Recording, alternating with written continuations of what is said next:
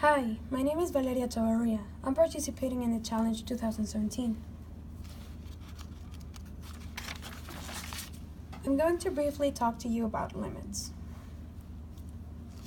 So what is a limit? Very vaguely described, a limit is what y value it looks like you should get at a given point, basically.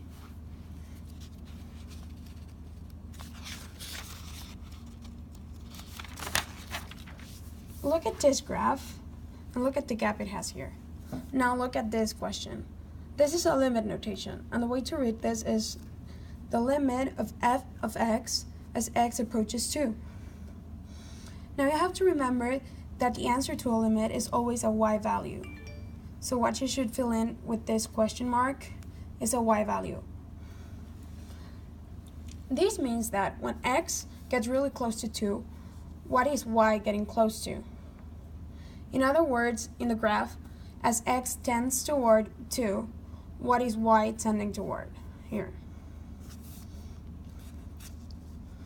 So, why do we need limits anyways?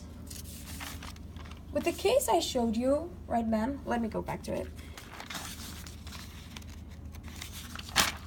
Here. In this case, we have a gap here, so we don't know what's going on around here. We just know what's going on in the points around. So that way we can estimate, we can have a very vague idea of what is going on in this gap, but we can have a definite value for it. A limit means that you have to check both sides of x. For example, with this function, you have to look at both sides of x2. That means you have to trace values in the graph coming from the left of the point, such as 1.9 or 1.999, as well as from the right of the point, such as 2.01 or 2.00. But what we really care about with the limit, though, is the y value. So as you approach x from both sides, you have to check what y values you're hitting.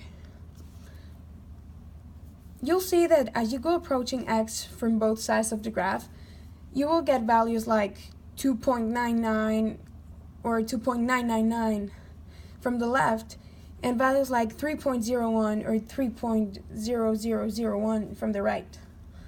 What does this tell you? Well, the values coming from both sides are real close to 3. They're practically 3. So the limit must be 3, right? That's what we can guess from this. Now you could fill in this notation with 3.